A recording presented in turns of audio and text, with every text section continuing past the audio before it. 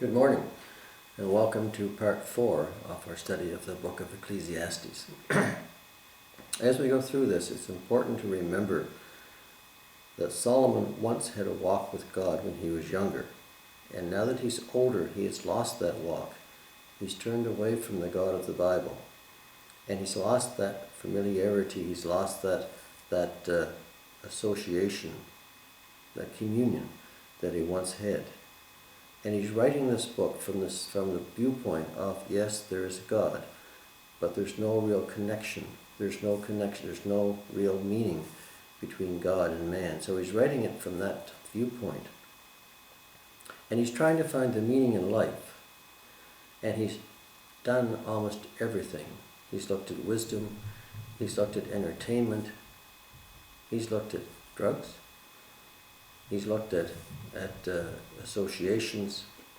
He's looked at buildings and improvements and what he could accomplish. And he's finding it all meaningless. So now we start in verse 12 of chapter 2.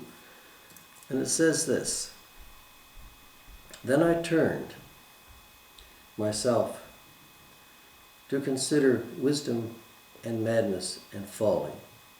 For what can a man do that after the king? Only what he has already done.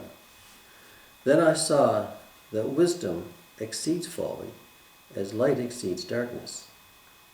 The wise man's eyes are in his head, but the fool walks in darkness. For yet I myself perceive that the same event happens to these all.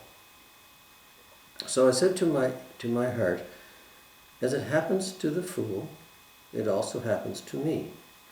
And why was I then more wise? Then I said in my heart, this also is vanity. For there is no more remembrance of the wise and of the fool forever. Since all that now is will be forgotten in the days to come. And how does a wise man die? As the fool." What he's saying here is that he's examined all these different aspects of life. And now he's comparing being wise with not being wise. And he says, what really is the difference? Is there a benefit to be wise? And he says, yes, there is. Because a wise man walks with his eyes open. He does what he needs to do. He accomplishes what he has to accomplish. And the world does progress because of it. Where the fool often just walks in darkness. He just walks as if there's nothing around, as if there's no real future for him. He walks as if the whole world is nothing more than but the moment. He walks in what he calls darkness.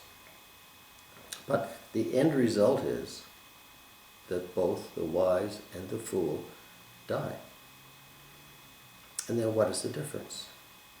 Can you tell the difference between a person who is wise and a person who is not wise when they're dead? There is no real difference at all. And this is the reason why he's saying this is all vanity. I said in my heart, this is vanity, because if we determine our worth depending upon what we know and depending upon what we do, then in the end it makes no real difference. He said in the previous chapter, in chapter 1, he said, there is no remembrance of former things, nor will there be any remembrance of things that are to come by those who will come after. In other words, most things that happen on this earth are forgotten once they're done, once they're gone. And now he's saying the same thing here. For there is no more remembrance of the wise than of the fool forever. Most people who lived are not remembered, except for a few, and except maybe by a few. But as a whole, their memories are basically forgotten. And if you can think of someone of 150 years ago that you really remember and know about, then you're an exception. He says, since all that is now will be forgotten in the days to come.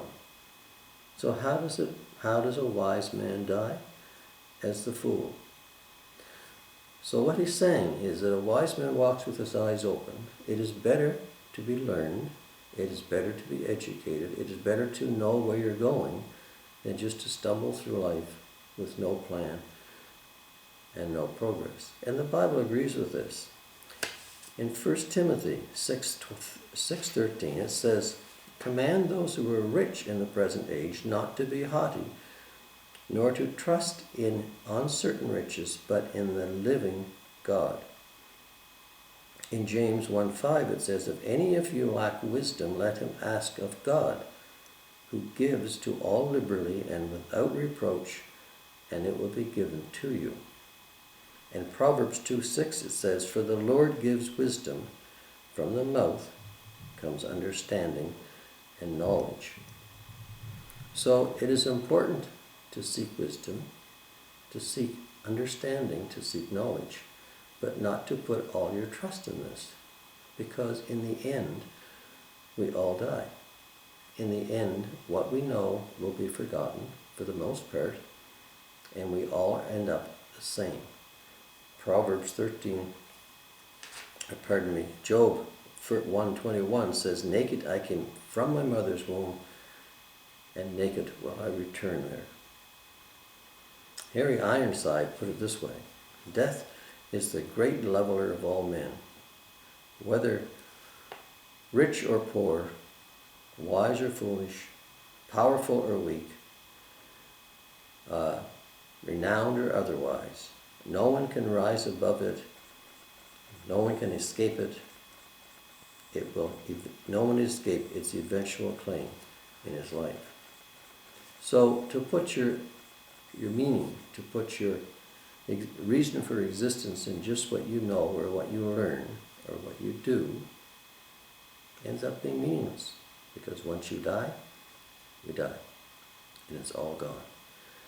It does not say that while you're living, you should not try to do your best, and you should not try to know where you're going. You should walk with your eyes open in your head and not in darkness, but it's not the be-all and end-all. And Solomon goes on, therefore, he says, "Therefore, I hated life, because the work that was done under the sun was distressing to me, for all is vanity and grasping for the wind.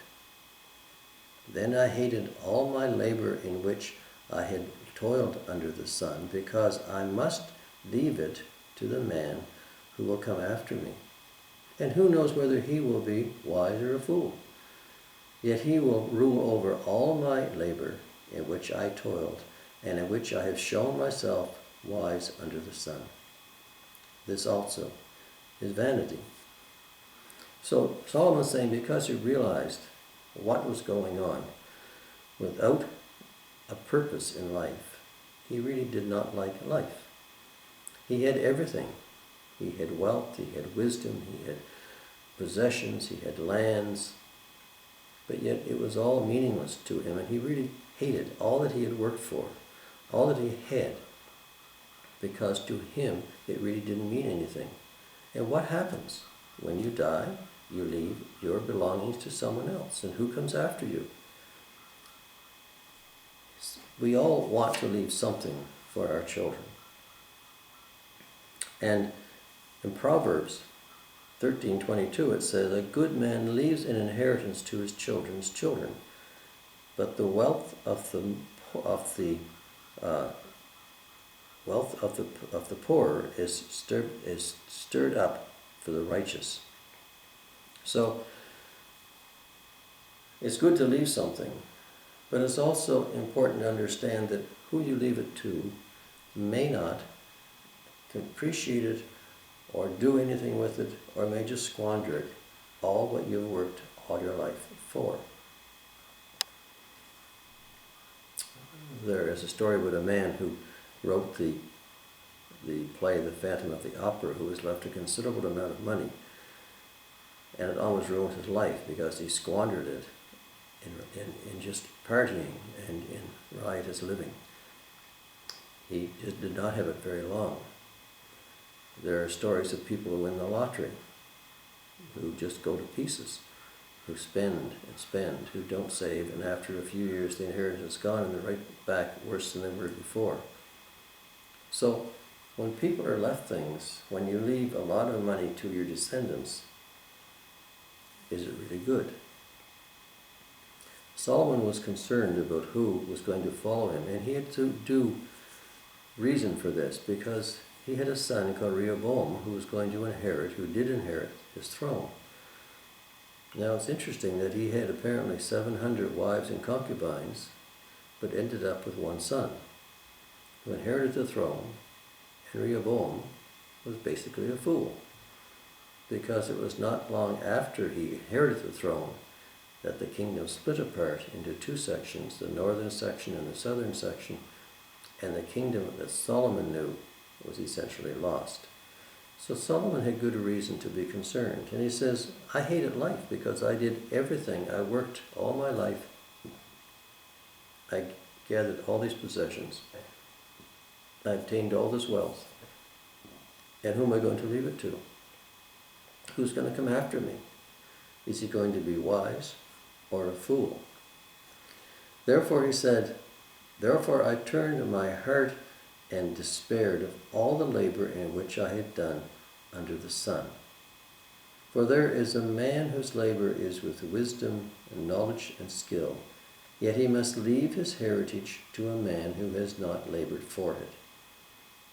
This also is vanity and a great evil. Not only is it meaningless to man's life, because when you're dead, and who inherits your estate, who inherits your belongings, your wealth, may be wise or may be a fool. But the problem is sometimes inheriting a lot of wealth, coming into it, makes a man even worse. And this is why leaving too much money, leaving too much possessions, too many belongings, may be an evil, because it can contribute to the downfall of your successors. And what he's saying here, this also is vanity and a great evil. For what has man for all his labor and for all the striving of his heart with which he has toiled under the sun? For all his days are sorrowful and his work burdensome, when in the night his heart takes no rest. This also is vanity. So people work. We spend so much time working that we lose out on life itself. And it becomes burdensome, it becomes toil, it becomes a striving. Why do we strive for more and more and more? This is really one of the downfalls of the present age. We toil and we strive to the point where we're on call, we work long hours, we miss out on family life, we miss out on our children, we miss out on the pleasures of life. We don't even get proper rest because our minds are continually at work. And this is what he is saying. This is why he said he hated life. He hated life because of all the requirements, of all the work that we put into it. He hated life. He hated all his labor in which I had done under the sun, he says, because you must leave it to someone else, to someone who has not labored for it, who perhaps has not earned it. Perhaps they do deserve it, but many times they don't. Who has not labored for it. This is vanity and a great evil. But what has man for all his labor and for all the striving of his heart with which he has toiled under the sun, for all his days are sorrowful. We often work in sorrow. People despise their jobs in many cases because of the repetitiveness of it, of the drudgery of it. We do this in order so we can obtain more and more, or continue to support what we already have obtained. This is sorrowful, and his work burdensome. Even in the night, his heart takes no rest. And then he goes on to say, nothing is better for a man than that he should eat and drink, and that his soul should enjoy good in his labor. This also I saw was from the hand of God. For who can eat and who can have enjoyment more than I? For God gives wisdom and knowledge and joy to a man who is good in his sight. But to the sinner he gives the work of laboring and gathering and collecting, that he may give to him who is good before God.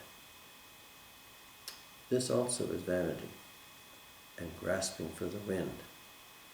What he's saying is the good things in life, in fact everything in life, ultimately comes from God. But the good things in life are basically those which God has already supplied. We need food, we need clothing, but we also miss out on the beauty of the world. We don't enjoy what is there free because we're so busy working, slaving, and laboring in our own right. But what is really good, what is really necessary, what is really enjoyable, comes ultimately from God. And if we don't recognize this, we miss the whole meaning of the picture. It says in Romans that the heavens and the earth declare the glory of God. And man is without excuse if he ignores this, but we often do. We are so busy trying to create our own worlds and make a meaningful life for ourselves. We're so busy when we're young trying to change the world. We hope with great ideas of making a great change in the world. Most of these ideas fall flat. You hear politicians all the time making great promises of what they're going to change, but they never come true. And this is what he says, what can come after me? I've done it all. I've tried it all. I've experimented with all. I've had the time to do it. I've had the money to do it, the resources to do it. I've had the wisdom to do it. And I looked at it all. And this is my conclusion. It is all vanity. It is all meaningless in the end. Because the real purpose in life, the real enjoyment in life, the real meaning of life comes from God. And without God, there is no real meaning. It says in James 1:17 that every good gift and every perfect gift is from above. It says in Psalm 16, you will show me the path of life. In your presence is fullness of joy. At your right hand are pleasures forever. So Solomon is saying through this section that first of all, he compared wisdom to the fool and saw no satisfaction in really having a lot of wisdom over that of a fool unless it's just used for your ongoing concern and your ongoing consideration in this world, not as an ultimate meaning of life. He showed in the second section where he said that the fool and the wise both die the same way. He said there's no separation. They're both the same. When they're laid out on a cold slab, there's no difference between them. And then he says, what's the problem with who's going to succeed me? Are people going to remember what I did? Are they going to admire what I did? Are they going to appreciate what I did? And in many cases, including his own case with his son, Rehoboam, they did not. They lost what Solomon has spent his life accumulating and achieving. So this is what he's saying, the real pleasure, the real meaning, the real things which give enjoyment, true enjoyment to life, are those which come from God, most of which are free, most of which we only need to work a small amount to obtain. And this is what he says, all good things come from God, from the hand of God. For what? For who can eat? Who can do more than he has done? Who has done more than that? For God gives wisdom and knowledge and joy to a man who is good in his sight. But to the sinner he gives the work of collecting and gathering. In other words, if you're really in God's sight and you appreciate this, you don't worry as much. You don't spend as much time trying to collect possessions. The one who is mostly concerned with the meaning of life being in possessions and what he has and what he what he can accomplish, what he can achieve, spends his life gathering and striving for this, and in the end, it all goes back to God anyway. So this is Solomon's conclusion at the end of chapter 2, but he's not finished, because he's just now comparing these three things: his satisfaction, his lack of separation from those who are not wise compared to himself, and his concern about who's going to succeed him. But it's all vanity. He says the real meaning must come from God. So next time he's going to go in to probably the most famous part of the whole book. Everything has a time and a season. So I hope you join me next week for the continuation of the study and the start of chapter 3. Thanks for watching.